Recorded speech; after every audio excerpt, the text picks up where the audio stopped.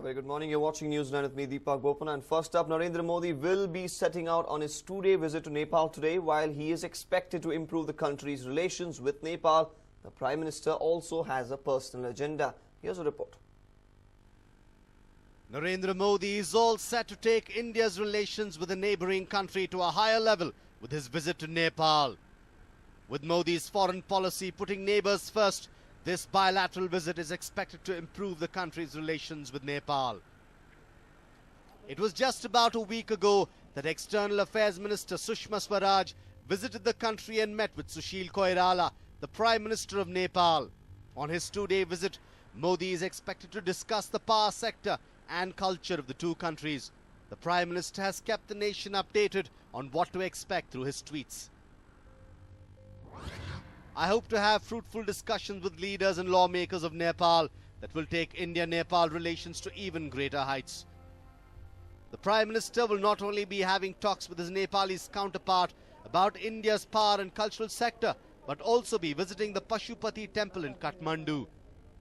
He will be performing a half-an-hour puja at the temple, which is considered to be the holiest in Nepal.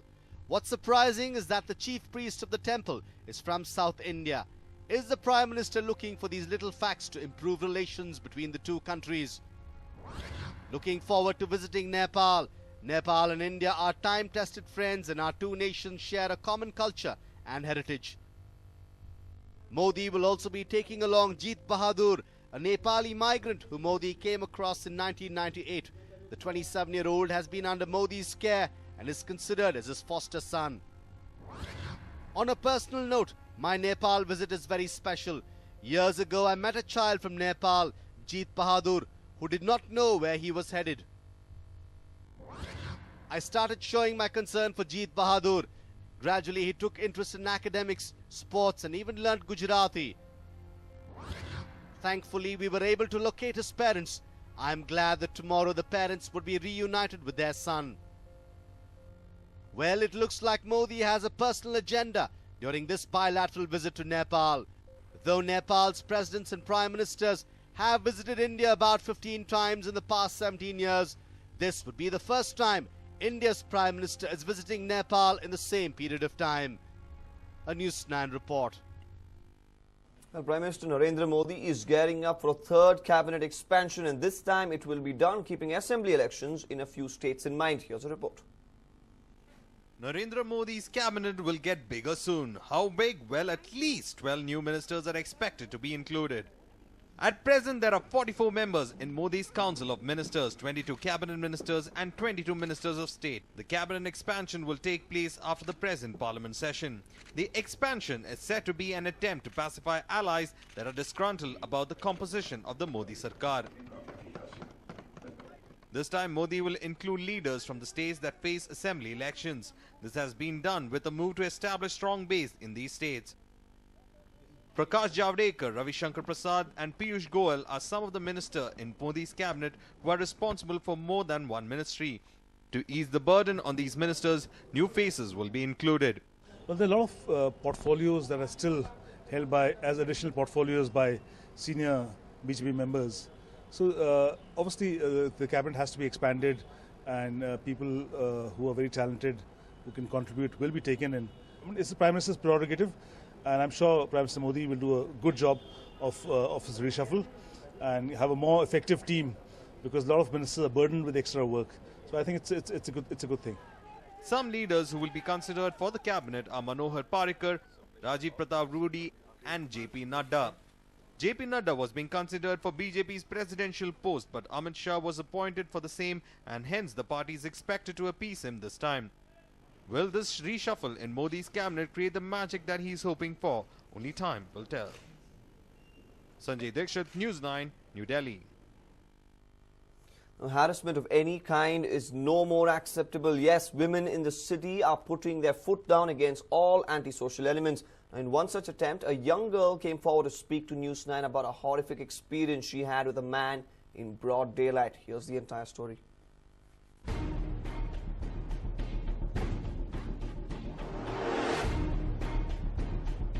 Young Resleen has lived in Bengaluru for close to a decade, but she is now quite upset at how the city is turning out to be.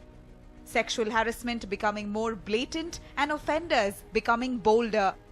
Yes, this girl faced one of the most embarrassing situations while walking on the road in first block HRBR layout, 9th Main. It was just about 4 p.m. when one man on a bike approached her asking for directions.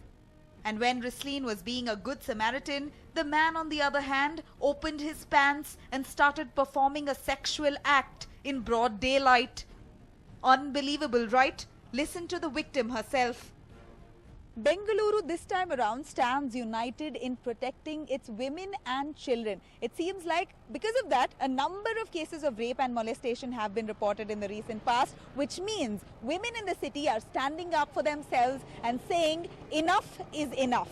Yet another case where a girl now wants to speak out and stands up for herself is Risleen from Tripura. Risleen, she's gone through a harassment of a different kind, a sexual harassment itself, but of a different kind. It was not rape, it was not molestation, but an act that is quite disgusting to watch. Someone performing a sexual act on themselves, taking pleasure out of one girl trying to help the man. What exactly happened in this area of HRBR, first block, 9th Main Road, one of the posh areas within this locality, around the time where around 4 p.m. when the area is bustling with activity, people walking around, yet one man, one psycho decided to do something quite disgusting, something that's quite prevalent, but Risleen seems to be someone who really wants to speak up. So Risleen, tell us what had happened in HRBR layout while you were walking to college. Yep. I was coming from the service road and I stay near CMR Law College. Okay. So I was walking from the main road and I was going towards home. Mm-hmm. And then I saw one man standing here, sitting here on his bike. Okay. Was the bike stationary? It was still? Or he was moving? He wasn't moving. He was just sitting here. Okay. And then I crossed him. I walked till there. He came behind me. Okay. And then he said, "Excuse me, can you please tell me the way to CMR Law College?" Okay. I said, "Yeah, sure. It's you just have to go straight, and then you will find a petrol bunk. Cross that, and on the left-hand side, you will see the college." Okay. And then again he started with different So questions. you said that and you gave him directions out of goodwill, Yeah, and then he walked in front, and then? Yeah, again I started walking. He stopped me. He said, "Is it after the signal, or is it on the right-hand side of the signal, or left? Do I have to take right, left?" He was asking questions. So I just told him, "No, you just have to go straight, nothing else." And then I noticed him, and I found that he was masturbating. I really got nervous, and I started walking fast. Then he was coming behind me. He followed me till the till the signal.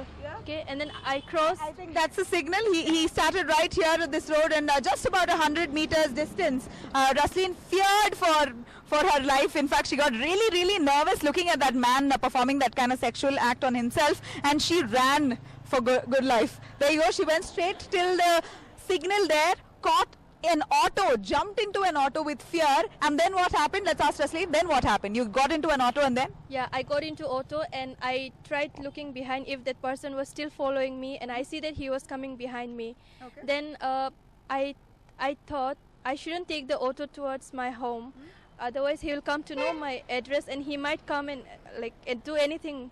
Right. So I took the auto near the college and I stopped where so many students were standing. It was near a bakery.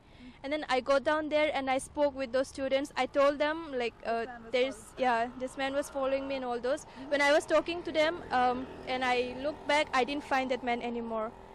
He ran off. Risleen, come here. It's absolutely disgusting to know that this guy how did he look? Can you describe his face to us? Was he innocent looking? Did he look like he belonged to a good family? Yeah, he looks really innocent, and he looks rich. Looks rich. Yeah, Okay. though he was on bike. Did you imagine? No, I didn't even think that he would do something like that. It was horrible. It was horrible, absolutely. Imagine the girl out of goodwill wants to give directions, wants to help a man who pretends to be in distress, and then suddenly while the talk is happening, she suddenly realizes that something is wrong, something's fishy. She looks down and she notices the guy performing a sexual act on himself. How disgusting is that? This is not rape, this is not molestation, but it's a harassment of a whole different kind, which, by the way, is very persistent in the entire country, particularly in Bengaluru. A lot of women have come across these kind of psychopaths prevalent on the streets. If you did not fear. Now thinking back that this happened, what could you have done? You could, I would say if I were in your place, I could have probably just pushed the guy off his bike or taken a picture of him or howled and asked for help. What do you think you could have done? Even I thought the same thing. After reaching home only, I was getting so many ideas. I could have taken the bike number and or just shouted. Public might have come and helped me. I was thinking so many things. My God, But Risleen, thank you so much. At least finally you've come out and spoken out in the open. You've told us what happened. Have you filed a complaint? Because if you don't know, it is a punishable offence. I thought of filing a complaint, but then again, I didn't have any proof. I didn't have the bike number or anything. If I go to police station, they would have asked me for the proof. Yeah, more than anything, you can just give a description also of the person that you saw. Explain his clothes, how he looks, and what bike he. Even if you didn't have the number, you can still file a complaint. He was actually wearing a black jacket and a track pant. That's all I noticed, and black bike.